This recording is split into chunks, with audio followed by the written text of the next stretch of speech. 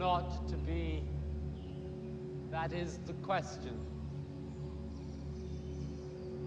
Whether 'tis nobler in the mind to suffer the slings and arrows of outrageous fortune, or to take arms against a sea of troubles and by opposing, end them. To die, to sleep,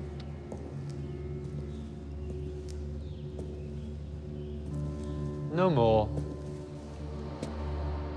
And by a sleep, to say we end the heartache and the thousand natural shocks that flesh is heir to. 'Tis a consummation devoutly to be wished, to die, to sleep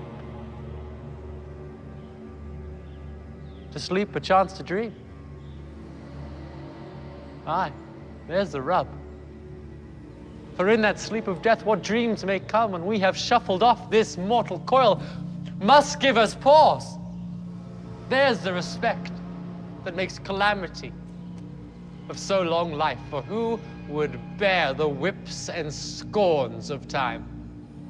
The oppressor's wrong, the proud man's contumely, the pangs of despised love, the law's delay, the insolence of office, and the spurns that patient merit of unworthy takes when he himself might his quietus make with a bare bodkin who would fardels bear. To grunt and sweat under a weary life, that the dread of something after death. The undiscovered country from whose bourne no traveler returns puzzles the will and makes us rather bear those ills we have than fly to others that we know not of. Thus conscience does make cowards of us all, and thus the native hue of resolution is sicklied o'er with the pale cast of thought, and enterprises of great pith and moment in this regard their currents turn awry and lose the name of action. Soft you now, a fair Ophelia, nymph, in thy orisons be all my sins remembered. Good my lord, how does your honor for this many a day? No, I humbly thank you. Well. My lord, I have remembrances of yours that I have longed to redeliver. I pray you now receive them. No, not I. I never gave you aught. My honored lord, you know right well you did. And with them words of so sweet breath composed as made the things more rich. Their perfume lost, take these again. For to the noble mind, rich gifts wax poor when givers prove unkind. There, my lord.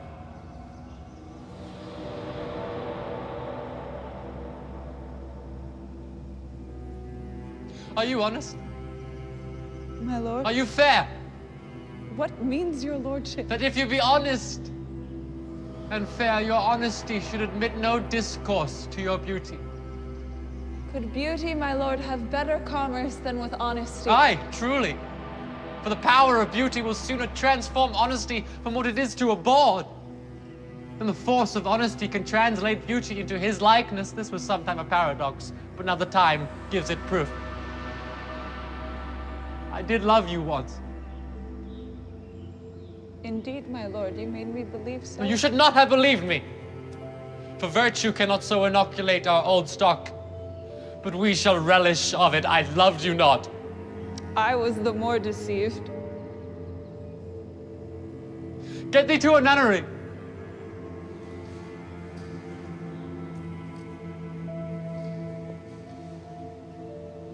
Why wouldst thou be a breeder of sinners?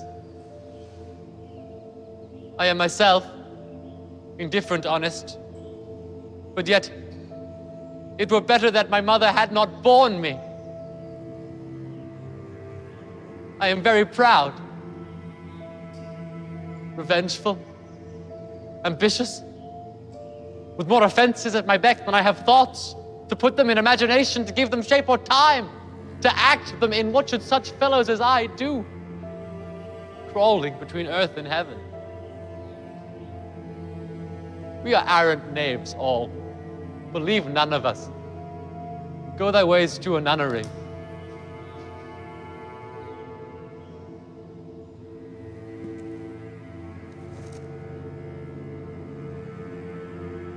Where's your father? At home, my lord.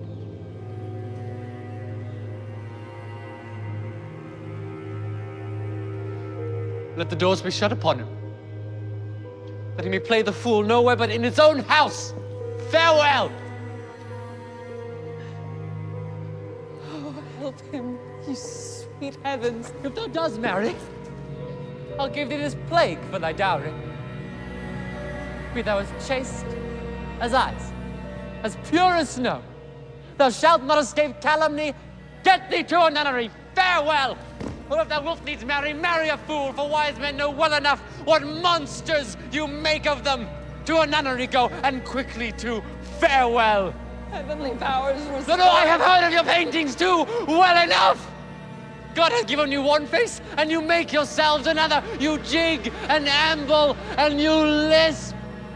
You nickname God's creatures and make your wantonness your ignorance. Go to. I'll no more it. It has made me mad.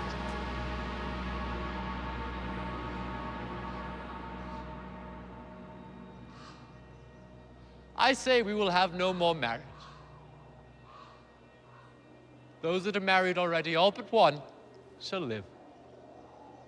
The rest shall keep as they are.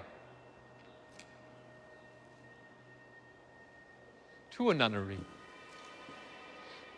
Go.